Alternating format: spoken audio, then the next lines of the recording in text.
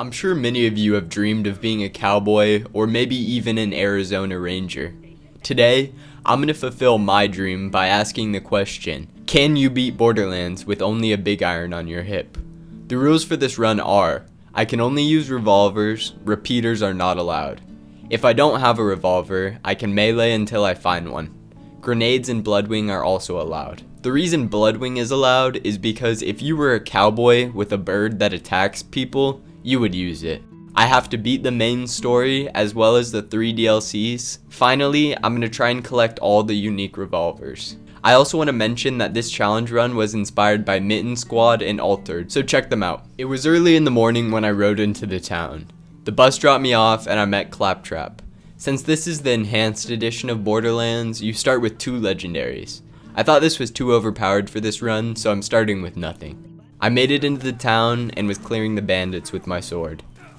In Borderlands 1, you're not able to get a revolver until you're about level 12, so I turned in the mission to Zed and then fast traveled to T-Bone Junction. The reason I'm heading there is because there are a few very easy missions that give you lots of XP. The first one got me to level 5. After I collected all the parts, I was almost to level 6. Once I set up the car, it got me all the way to level 7. I went back to the main story and met the best Borderlands character of all time. I got sent to fight my first actual challenge. The pet skags have an armor plate on their head, so if you hit the wrong spot, you only do 4 damage. It took me a while, but I was able to take down Digit. After I took out both of his pet skags, Nine Toes didn't stand a chance. I was able to end the fight with Bloodwing and my grenades. My next task was to go kill Scar and get TK Baja's leg back. I went down, but Scar had 0 health left, so I was able to end up killing him. However, I couldn't find the leg. I searched for a few minutes, but eventually I just had to save quit. I killed Scar again and got the leg. Now for the hardest challenge yet. The Bonehead fight is horrible without a gun. The SMG that he has will shred your health and makes it very difficult to get close. At this point, I died 5 times and was starting to think that I needed to level up more before I'd be able to kill him. This rock was providing some good cover, but I stood there for too long and lost almost all my health. I tried to run away and I died. I decided to head to Jacob's Cove because it's the only DLC that starts at level 15. I turned in the missions and made it to 11. I was also able to find my first revolver of the run. It was level 13 though. I was worried when I made it to this part. I was not nearly strong enough to kill the werewolf and I was doing no damage. Luckily, I was able to run by and it completed the mission. I was moving further into the DLC and I made it to level 12. I was completing side missions when I finally made it to level 13. Now I had a big iron on my hip. I made it to the town of Arid Nexus, and with that big iron on my hip, I rid the town of Texas Red. One thing I want to mention now, I don't know if it's just revolvers or all guns, but they have terrible accuracy when you aim down the sights. It's much easier and more accurate to hip fire. I do get much better with them as the run goes on. I made it to the safe house and this bruiser with the rocket launcher is so overpowered. I was fighting the Roid Rage Psycho running in circles and the revolver was doing solid damage. It was easy to hit criticals when I was hip firing. I went back to the Dr. Ned DLC to get more revolvers and I ended up buying 2. Before I go and find Sledge, I wanted to level up a bit more and get the shock upgrade for Bloodwing. I made it to level 16 easily. Just fighting my way through the Crystal Cave, I almost leveled up again. Bloodwing came in clutch and got me to level 17. I was putting my skill points into the tree that boosts pistols. The final thing to check off before fighting Sledge was the Mo and Marley fight. I was low on ammo and Mo was tanking my revolver shots. I finally took him down. And right after, I picked up a purple explosive revolver off of the ground. It was pretty good, but it only holds 3 bullets. Marley had almost no health left and I had almost no bullets left. With my last 2 bullets, the final one ended it. Here's another example of how horrible the accuracy is while aiming down sights. It could be my aim, but I don't think so. I was right before the Sledge boss fight now and was extremely close to level 18. One more kill and I leveled up. It was time to face Sledge now. My revolver was doing a solid amount of damage, stripping his shield easily. I had used about 60 bullets at this point, but the fight was close to over. I picked up a piece of the vault key and left. Now it's time to fight Skagzilla. I started the fight with 45 bullets. I could have went and bought more ammo, but I decided to see if I could beat Skagzilla with almost no bullets. I waited till it would open its mouth so I could hit criticals. I ran around the area looking for any spare ammo. I waited for the perfect moment and was able to line up 6 criticals. I reloaded and took the Skag down, making it to level 19. I was checking the vending machines and I got a Masher Revolver, which will carry me for a while. I decided to do the Revolver scavenger mission because why not? I ended up getting a pretty mid revolver that I never ended up using. I made it to level 20 and next I needed to kill Mad Mel. The Masher that I just grabbed was the best revolver that I'd gotten yet. Mad Mel ran over my car and then I was able to shoot him in the back. I got knocked and my fight for your life timer was getting low, but I hit the shot and got to level 21. I met Tannis for the first time and was making my way through the story. I got a kill on this Skag and made it to 22. It was time that I could finally get the first unique revolver of the run. I was completing the firepower missions that Marcus gives you in New Haven so that I could unlock the mission Jack's Other Eye. In this mission, Helena Pierce asks you to go and kill the bandit One-Eyed Jack. He has the chance to drop the Mad Jack revolver. I picked up his eye and on the first run he dropped the gun. The revolver shoots extremely fast and always spawns with an explosive element. It was now time to kill Crom, but before that I wanted to go and get a better Mad Jack. It was easy to run him over and after a few runs I got a better version. This is my 5th attempt trying to get past these turrets. I shouldn't have stopped moving because I immediately got hit and went down. This was easily the most times I had died to something this run. I did much better the next attempt and was able to make it to the save station before Crom's Canyon. However, I completely missed the travel and died again. I had absolutely no strategy going into the Crom fight other than point and shoot. I got too close to his turret and died. However, he had no health left and it was an easy second win. Crom went down. I secured another piece of the vault key. Skipping past a few boring missions, I'm now level 25 attempting a mission that's level 29. Everything in this area is doing crazy damage to me and I'm barely doing damage to them. My final straw was dying to this rocket turret for the 3rd time, so I decided to take a break and go level up a few times. I hit level 26. Old Haven was pretty difficult. On the bright side, the enemies were giving a good amount of XP. I was going around closing the smoke signals and had 3 out of 4. I came up to this chest and died just as I opened it. To my surprise, there was a legendary revolver inside. I was able to run back and pick it up. My first legendary revolver of the run was the Defiler. It came at a perfect time because the Lance infantry are especially hurt by corrosive damage. It was mowing through the Lance guards and made this area very easy. As I was leaving Old Haven, I made it to level 27. I headed back to fight Taylor Knob with a new revolver and 2 more levels. The fight went much differently this time. The next side mission I took on was finding and killing Queen Tarantilla. Even though it's level 16, I didn't forget about the Masher. I was able to take her down and hit level 28. The reason that I completed this mission was to get the last blue unique revolver. I picked up the Patton. The Patton does fairly high damage with a fast fire rate. The reload makes this gun feel like it's heavy in your hands. I made it to the end of the map and realized what the challenge I would have to overcome was. The Patton was shining in this fight because of how much damage I could get out quickly. It was hitting for almost 1500 damage on criticals. I went down, but there were plenty of racks around. I reloaded one last time and took down the Rack Hive, hitting level 29. After I killed the Rack Hive, I decided to head to Jacob's Cove to go through more of the DLC. I started by going to find the Pumpkinhead boss. He was a tanky enemy, but the Patton was doing a solid amount of damage, taking down his health quickly. He was running up to me, but my revolver took him down, and he hand-delivered me a new explosive revolver. As I turned in the mission, I hit level 30. I fought off zombies for what felt like 5 minutes until the bridge finally lowered. This DLC is honestly very fun. The only thing that's extremely annoying is how the Defilers slow you down and practically blind you. It happened so many times where I would get slowed down and then killed by other zombies. I was surprised when this cutscene started playing because I thought this DLC would be much longer. The Ned fight was surprisingly difficult. I died once, so the second time I needed to play the fight more safe. I was peeking out from the shower curtain to get shots off.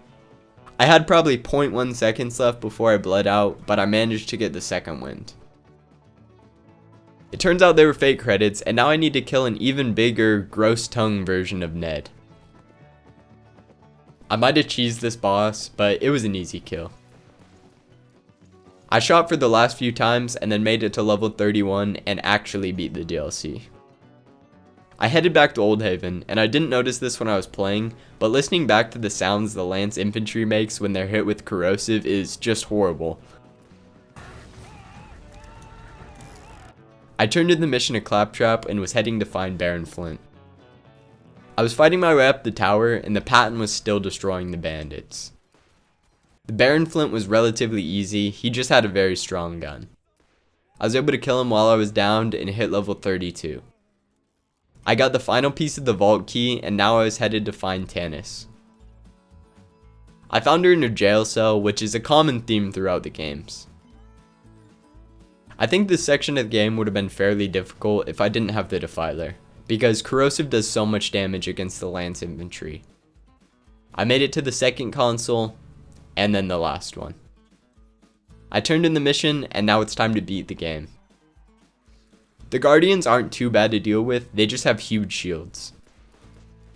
I felt like it took a solid 20 minutes to fight all the way through this map, but I finally made it to the end and headed to the vault. Mordecai makes it to the vault looking all cool. Steel is going on with her villain monologue standing next to the vault key. Steel gets impaled by a giant monster living in the vault. I think the Destroyer is a weak final boss. It just sits in the doorway of the vault. The criticals are extremely easy to hit, and it feels like it's just a point and shoot boss without a real challenge. I reloaded the big iron on my hip, and a bullet fairly ripped, taking down the Destroyer and beating Borderlands 1. I picked up the vault key, and I did manage to get a Hive Mind rocket launcher. I turned in the final mission to Tanis, and now the game was over. I think it's fair to say that I completed the challenge, but I also wanted to go and finish the Knoxx and Claptrap DLC before I quit this challenge. I jumped into the Knoxx DLC and started what would be 2 solid hours of basically just driving. As I was clearing out the first roadblock, I made it to level 35. I met Moxie, who told me that I'd need to go and hunt down Athena and free her from jail. I was heading to clear the third roadblock of the DLC, and I hit level 36. This part of the DLC took me a solid 30 minutes to figure out because I had no idea I was supposed to switch to the faster car. The Shank boss fight was one of the coolest so far. I liked how he ran, plus the arena was fun to fight in. He was 3 levels higher than me, so this fight was a challenge. Once I broke his shield, he started teleporting around. It didn't matter because my fire revolver took him down, and I hit level 37. I found another person in a jail cell, but Athena had it covered. The one bad thing I had to say about the Ned DLC was the zombies that slow you down. The one bad thing I have to say about this DLC is the absurd amount of driving with no fast travel. This bridge was cool to walk on. I don't think a cowboy has ever walked on something like this. I was taking down the soldiers and had to walk another 1400 meters. I finally made it to the Lance Armory and came face to face with General Knoxx. It looked like he was charging up to do some sort of attack, but I was able to keep hitting criticals and stunned him multiple times. Sadly to say, the Knoxx fight didn't end up being too difficult. My game hadn't lagged at all up to this point, but for some reason the loot room was too much for my PC to handle. I was having constant small freezes, but I just needed to make it through the loot room. I was able to get a legendary shotgun and a rocket launcher. This was my first time ever looting the armory. I think if I would have known where the best chest locations were, I might have been able to get a legendary revolver. And just like that, I had finished the Knoxx DLC. My level 18 Defiler was able to carry me through a DLC that was 20 levels above it. It was time to head to the Claptrap DLC. I talked to Tanis, who wanted me to go and get some Claptrap parts for her. I picked up the last part and was making my way through the DLC fairly easily. I met Mr. Blake, who asked me to go and deal with the power plant for him. I opened up the power plant and headed inside. I expected there to be a boss after this trapdoor, but I had no idea that it was going to be a Claptrap version of General Knoxx. I'm back. Wait, I'm back? Damn it. The masher that I picked up earlier from a vending machine was shredding through his health. Knoxtrap was dead. As I was leaving, I thought that I'd gotten a legendary revolver, but it ended up being a repeater instead. I really had no clue that Ned was about to crawl out of a dumpster and become the second boss of this DLC. Thankfully, the Ned fight was much easier this time, and the masher destroyed his health bar. 2 reloads later, and Ned Trap went down. I was able to clear my way through the factory and break the last pump. I wasn't sure what boss to expect here, but seeing Commandant Steel was a good surprise. Wait. Where am I? What happened to the vault? Why is this hole here? I'd be willing to argue that this is one of the best fights in the game. The whole main story, Commandant Steel was the villain, and then she got killed by the Destroyer. It's cool to finally get to fight her. The one problem I have with this DLC is how repetitive the missions feel. The first has you head to a power plant and fight Knoxx, then a factory to fight Ned, and finally a warehouse where you fight Steel. Overall, the aspect of killing Claptrap versions of the bosses is very cool. And just like that, I took down Steel. I made it to the final mission and headed into the arena. I found Knoxx waiting there, and now I'd have to fight him again.